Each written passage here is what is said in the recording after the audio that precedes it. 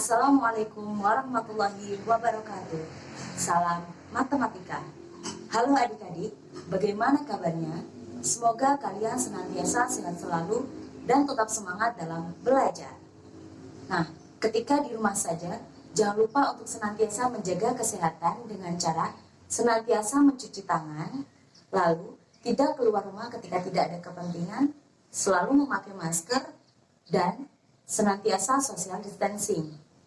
Dalam video pembelajaran kali ini, saya akan menerangkan mengenai dilatasi yang merupakan perbesaran atau pengecilan dari suatu bangun. Diharapkan setelah kalian menonton video pembelajaran kali ini, kalian mampu mendefinisikan dilatasi pada suatu benda, lalu kalian mampu menggambar bayangan benda hasil rotasi pada bidang kartesius.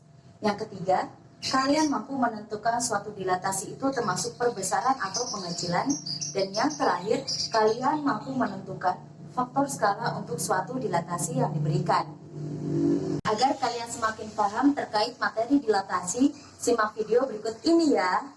Misalkan di sini saya memiliki suatu foto dengan ukuran 5 x 4 cm yang saya taruh dalam dompet saya. Lalu, saya ingin memajang foto tersebut pada dinding kamar saya. Maka tidak mungkin bukan jika ukuran dari foto tersebut tetap berukuran 5 x 4 cm. Maka saya akan memperbesar foto tersebut sebanyak 20 kali dari ukuran yang sebelumnya, sehingga didapatkan ukuran foto atau poster yang lebih besar dengan ukuran 100 cm dikali 80 cm. Maka dari kegiatan yang telah saya lakukan itu secara tidak langsung termasuk dalam dilatasi yang merupakan perbesaran. Contoh lain dilatasi dalam kehidupan kita sehari-hari. Pernahkah kalian pergi ke kota Jakarta? Jika pernah, pasti kalian tidak asing lagi dengan Monumen Nasional atau Monas. Misalkan kita telah pergi ke Jakarta, lalu kita pulang ke kampung halaman kita, pasti kita akan memberikan suatu oleh-oleh kepada sanak saudara kita. Tidak lain tidak bukan, pasti yang kita beli adalah suatu gantungan kunci. Biasanya yang kita beli adalah gantungan kunci dari Monumen Nasional, seperti yang ada pada foto. Bisa dilihat bahwasanya gantungan kunci ini memiliki bentuk yang sama persis dengan Monas, hanya saja ukurannya yang berbeda. Padahal itu termasuk dalam dilatasi, yaitu pengecilan. Karena bisa kita lihat ya, bentuk dari gantungan Monas ini sama persis, namun ukurannya lebih kecil daripada Monas yang asli berada di Jakarta. Nah, dari contoh-contoh yang telah saya sebutkan tadi mengenai dilatasi, dapat ditarik suatu kesimpulan bahwasanya dilatasi ini merupakan suatu perbesaran atau pengecilan dari bangun. Berbeda dengan transformasi yang sebelumnya, yaitu refleksi, translasi, dan juga rotasi yang mengubah posisi dari suatu benda. Pada dilatasi ini melakukan transformasi geometri dengan mengubah ukuran dari suatu bangun. Dan ukuran dari suatu bangun tersebut bergantung pada skala pengalinya. Dilatasi ini dibagi menjadi dua, yaitu dilatasi terhadap titik pusat O 0,0 dengan faktor skala K, dan yang kedua adalah dilatasi terhadap titik pusat A, B dengan faktor skala K. Dan rumusnya bisa kita lihat ya di sini. Namun dalam video ini kita akan fokus pada dilatasi terhadap titik pusat O 0,0 dengan faktor skala K. Jadi misalkan di sini saya memiliki suatu titik P, X, Y yang akan saya dilatasi dengan titik pusat O 0,0 dan faktor skala K. Nah, jadi saya akan gambarkan dulu titik P, X, Y-nya. Cara pertama untuk menentukan koordinat dari P aksen adalah sebagai berikut. Kita hubungkan dulu titik pusat dan juga titik yang akan kita dilatasi menjadi seperti ini. Lalu, kita akan meneruskan panjang garis merah ini sebanyak K kali sesuai dengan panjang K. Jadi kita akan teruskan, misalkan 2, kita akan teruskan 2 kali. Misal 3, kita akan teruskan 3 kali yang dari titik pusat 1, 2, 3 seperti itu. Dan selanjutnya. Jadi didapatkan P aksen di sini. Tapi kita masih belum tahu kan koordinatnya berapa. Namun dari gambar ini bisa kita lihat panjang dari titik P ke sumbu Y ini sama dengan panjang yang saya tunjuk ini. Lalu untuk panjang dari titik P ke sumbu X itu sama dengan panjang dari yang sini ya. Jadi misalkan di sini X, Otomatis di sini juga akan bernilai X karena panjangnya sama. Sehingga dari gambar ini saja sudah bisa kita lihat bahwasanya X aksen ini adalah X ditambah X sebanyak K kali. Sehingga dapat dikatakan X aksennya sama dengan KX.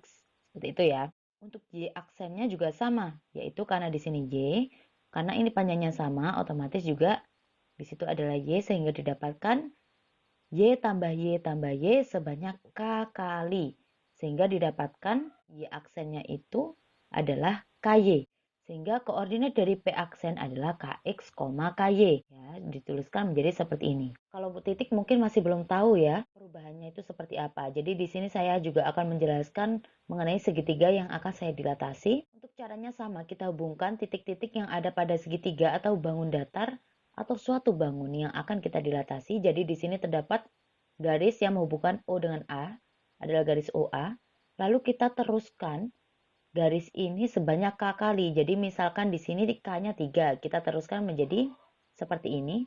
Nah, kita teruskan 3 kali sehingga ada OA, OA, OA sebanyak K kali. Seperti itu ya. Sehingga didapatkan A aksen di sini. Untuk B-nya gimana caranya menentukan B aksen? Sama, kita hubungkan dulu sehingga ada OB. Lalu kita teruskan sebanyak K kali sehingga didapatkan B aksen di situ. Untuk C juga sama, kita teruskan. Nah, jadi seperti ini ya. Sehingga didapatkan titik-titik A aksen, B aksen, C aksen. Karena di sini yang didilatasi adalah segitiga, maka kita harus menghubungkan titik-titik ini juga menjadi segitiga. Karena sesuai dengan definisi bahwasanya dilatasi ini merubah ukuran dari bangun tapi tidak merubah dari bentuk bangun, ya kan? Berarti jika segitiga tetap menjadi segitiga, segi empat tetap segi empat, begitupun bangun-bangun yang lainnya. Cuma ukurannya yang berbeda sehingga didapatkan segitiga A aksen, B aksen, C aksen seperti ini. Dari sini dapat ditarik kesimpulan bahwasanya OA aksen ini sama dengan K dikali OA, ya kan? OA aksen sama dengan K dikali OA. Seperti yang tadi, sehingga didapatkan OA aksen per OA sama dengan K dan rumusnya sama seperti yang tadi. Seperti ini ya. Ketika K ini lebih besar dari 1, maka dilatasi tersebut termasuk dalam perbesaran. Ketika K di antara 0 dan 1, maka dilatasi tersebut termasuk dalam pengecilan. Ketika K sama dengan 1, maka dilatasi tersebut menghasilkan suatu bangun yang tetap sama seperti halnya ukuran yang sebelumnya. Lalu ketika K berada di antara 0 dan juga negatif 1, maka akan didapatkan suatu bayangan yang memiliki bentuk yang lebih kecil dan juga arah yang berlawanan arah seperti ini. Dan ketika K lebih kurang dari negatif 1, maka akan didapatkan suatu bangun dengan ukuran lebih besar dan arah yang berlawanan seperti ini. Agar kalian lebih paham, sekarang kita akan lanjut pada contoh soal. Nah, misalkan di sini terdapat soal segitiga ABC berkoordinat A 4,5, B 4,2, dan C 7,3 akan didilatasi yang berpusat di titik O dengan faktor skala K. Nah, di sini K-nya kan 2. Lalu kita akan menentukan koordinat bayangan dari segitiga ABC. Nah, jadi di sini saya akan menggambarkan dulu ya lewat dalam bidang kartesius. Jadi seperti ini untuk gambarnya. Nah, di sini ada segitiga ABC-nya dengan koordinat yang sesuai pada soal yang ada. Lalu untuk menentukan bayangannya, bayangan hasil dilatasi, kita akan menghubungkan titik-titik ini dengan titik pusat. Jadi seperti tadi ya caranya. Nah, jadi seperti ini kita hubungkan terhadap titik pusat dilatasi. Nah, karena di sini skalanya 2, berarti kita meneruskan ini sebanyak 2 kali. 1, 2, sehingga diteruskan 2 kali. Jadi didapatkan A aksennya di sini kita lihat koordinatnya yaitu 8,10. Dan itu sudah sesuai jika kita langsung memasukkannya ke dalam rumus. A aksennya ketemu 8,10. Seperti itu ya. Jadi sama saja entah kita menggambar dulu atau kita langsung mengerjakannya dengan rumus. Nah, setelah kita menemukan A aksen, sekarang kita akan mencari B aksennya. Jadi kita tarik juga B aksen hubungkan dengan titik pusat dilatasi lalu kita teruskan. Jadi ini panjangnya sama sehingga didapatkan B aksennya di sini dengan koordinat yaitu 8,4. Dan itu juga sudah sesuai. Dimana kalau dimasukkan ke dalam rumus itu K-nya kan 2, berarti kan 2 dikali 4 X-nya. 2 kali 2 sama dengan di sini 4 dan X aksennya adalah 8. Kita lanjut ke C. Ya, jadi di sini kita hubungkan C sehingga didapatkan C aksen juga koordinatnya adalah 14,6 dan juga sudah sesuai dengan rumus, yaitu 2 kali 7, 2 kali 3. Jadi ini benar ya. Nah, karena ini yang didilatasikan adalah segitiga, maka hasilnya nanti juga segitiga, ya kan? Maka kita harus hubungkan A aksen, B aksen, dan juga C aksennya menjadi seperti ini. Jadi di sini sudah dapat kita lihat bahwasanya segitiga A aksen, B aksen, C aksennya ini memiliki ukuran yang lebih besar daripada segitiga sebelumnya. Dan itu sudah sesuai. Kan ini K-nya lebih besar dari 1. Sudah sesuai kan ya? Hasil yang didapatkan itu lebih besar daripada yang sebelumnya. Sekarang kita akan lanjut pada contoh soal yang selanjutnya. Misalkan di sini saya memiliki segitiga ABC dengan koordinat seperti yang bisa Anda lihat semua ya. Nah, jadi di sini saya akan menggambarkan dulu segitiganya seperti ini. Nah, jadi ini segitiganya ya. Nah, kita akan mendilatasikan segitiga ini dengan faktor skala negatif 1/3. Ingat ya, negatif 1/3. Berarti nanti bayangan yang akan dihasilkan atau segitiga baru yang akan dihasilkan itu kecil dan juga berlawanan arah dengan segitiga yang ada pada soal. Untuk caranya, kita tarik dulu. Kita hubungkan dari titik pusat dengan A. Karena di sini pusatnya adalah O, 0,0 kita hubungkan seperti ini. Perlu diingat, tadi OA aksen kan sama dengan K dikali OA, ya kan? Berarti otomatis di sini karena K-nya negatif 1/3, di sini negatif 1/3. Maaf, di sini negatif 1/3 ya. Sehingga didapatkan OA ini, panjang dari OA adalah 3 kali OA aksen. Berarti lebih panjang OA ya daripada OA aksen. Nah, jadi kita akan membagi OA dulu nih jadi 3. Menjadi seperti ini. Nah, jadi dibagi 3 ya, sehingga ini warnanya beda-beda. Lalu otomatis 1/3-nya itu adalah ini. Sepanjang merah ini saja. Jadi kita teruskan ke arah yang berlawanan seperti ini. Sepanjang merah tadi. Sehingga didapatkan A aksen negatif 3, negatif 3. Dan hal tersebut sudah sesuai rumus. Rumusnya kan KX, KY. K-nya kan negatif 1/3. X-nya ini 9 dan juga Y-nya 9. Kita tinggal masukkan dan hasilnya sama ya. Lalu kita akan mencari yang B aksen. B aksen juga sama. Karena 1/3 kita bagi menjadi 3 seperti ini. Nah, kita teruskan sepanjang garis merah. Karena 1/3 dan berlawanan arah karena negatif. Nah, sehingga didapatkan B aksennya negatif 3, negatif 1 di sini ya. Untuk C juga sama caranya. Kita akan meneruskannya. Nah, menjadi seperti ini ya. Sehingga didapatkan C aksen dengan koordinat negatif 4, negatif 1. Dan itu juga sudah sesuai dengan rumus yang ada.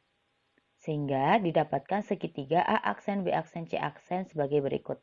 Jadi yang didapatkan adalah lebih kecil dan juga berlawanan arah dengan segitiga yang sebelumnya. Seperti itu ya. Jadi memang benar-benar pada dilatasi ini semuanya tergantung pada faktor skala bayangan yang dihasilkan. Tapi untuk rumus tetap sama. Seperti itu. Kita akan lanjut pada contoh soal yang terakhir.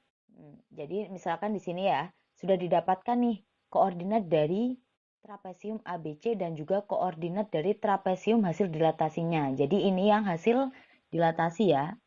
Jadi hasil dilatasinya itu lebih besar namun berlawanan arah. Nah, jadi kita sekarang akan menentukan faktor skalanya. Jadi gimana caranya? Agar kalian tidak bingung, kalian bisa menuliskan dulu sesuai dengan yang di soal menjadi seperti ini ya. Sesuai dengan yang soal agar kalian tidak bingung. Nah, karena kita kan sudah mendapatkan rumus. Rumus yang kita sudah tahu kan Px, Y didilatasi terhadap O dengan faktor skala K didapatkan P aksen koordinatnya Kx, Ky. Jadi di sini untuk Kx-nya itu adalah ini yang saya tunjuk dan juga Ky adalah ini. Jadi nanti seperti ini ya. Kita bisa langsung menggunakan titik A atau titik B. Jadi di sini saya akan menggunakan titik A ya. Nah, jadi misalkan saya menggunakan titik A, Kx-nya kan di sini bernilai X sama dengan X aksen kan. Berarti X aksennya itu sama dengan negatif 8. Ya. Dan di sini dapat kita tahu bahwasanya untuk X-nya itu kan berarti 4 karena saya menggunakan yang titik A ya. Sehingga didapatkan di sini dimasukkan 4. Lalu berarti 4 dikali K sama dengan negatif 8. Sehingga didapatkan K negatif 2. Seperti itu. Misalkan saya ingin memakai yang KY Bu. Tentu bisa. Tapi nanti sama dengannya Y aksen. Seperti ini. Tidak X aksen. Karena KY sama dengan Y aksen. Sehingga didapatkan K-nya juga negatif 2. Sama ya. Jadi dan misal ada pertanyaan, misal saya ingin memakai yang titik B, tidak apa-apa. Berarti kalau B negatif 8 sama dengan 4 kali K. Sama, nanti pasti hasilnya sama. Pakai titik yang manapun, hasilnya pasti sama nantinya ya. Nah, dari penjelasan dan juga contoh soal yang telah saya sampaikan tadi, dapat ditarik suatu kesimpulan bahwasanya dilatasi ini merupakan suatu transformasi geometri yang merubah ukuran dari suatu bangun, namun tidak merubah bentuk dari bangun tersebut. Yang kedua, dapat kita lihat bahwasanya faktor penentu dari dilatasi merupakan titik pusat dan juga faktor skala. Yang ketiga, dapat kita tahu bahwasanya rumus dari dilatasi adalah misal di situ terdapat suatu titik P, X, Y didilatasi dengan pusat O 0,0 dan juga faktor skala K, maka akan didapatkan P aksen dengan koordinat K dikali X, K dikali Y. Seperti itu. Saya rasa cukup sekian mengenai materi dilatasi dalam video pembelajaran kali ini. Semoga kalian semua bisa paham ya. Terima kasih. Wassalamualaikum warahmatullahi wabarakatuh.